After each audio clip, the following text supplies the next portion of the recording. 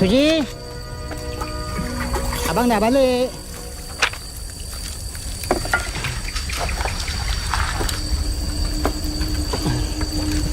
Suji, tuan ni penumpang abang. Dia yang tolong abang waktu kena samun tadi. Malam ni dia jadi tetamu kita. Suji tolong masak bubur nasi sedap-sedap untuk dia dengan abang.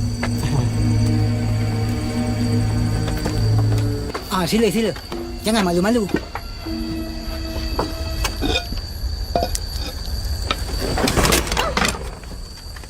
Apa ni?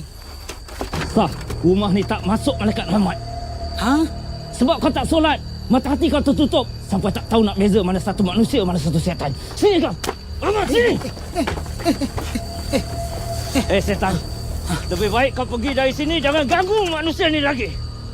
Tuan nampaknya dah melampau. Elok-elok saya ajak datang ke rumah. Bagi makan, bagi tempat tidur. Macam ni tuan buat dekat bini saya. Bini kau setan. Tuan keluar dari rumah saya sekarang. Keluar. Aku takkan keluar selagi aku tak musnahkan setan ni. Bismillahirrahmanirrahim. Innahu min Sulaiman wa innahu min Bismillahirrahmanirrahim. Kuat juga kau Aku dah guna dekat jurus aku dah ni. Bismillahirrahmanirrahim.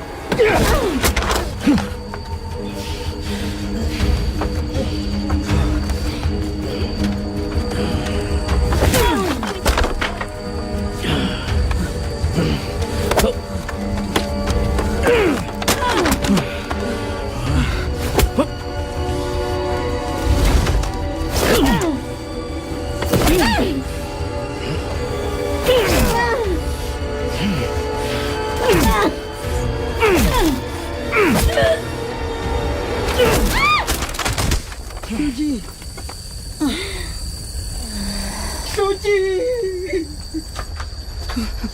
Tuan, kami tahu kami ni miskin.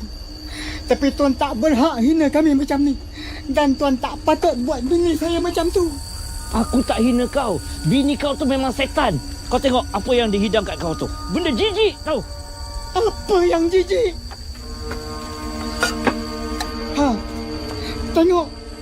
Bubur nasi, bayam merah, ikan bilis. Sedap ni.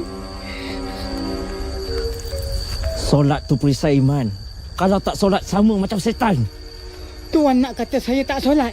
Iyalah. Bila aku tanya kau mana kiblat, kau bagi aku kicap. Cakaplah kiblat. Nak kiblat? Sini. Nak kain sejadah? Ini. Dia yang cakap tak terang. Nak tuduh kita tak solat. Tapi tadi kau cakap bila malam bini kau ni dia akan bunyi lain macam. Bunyi itu bunyi bini saya bertengkur. Dia tidur bertengkur bunyi macam harimau. Kalah orang jantan. Sekarang tuan dipersilakan berambus.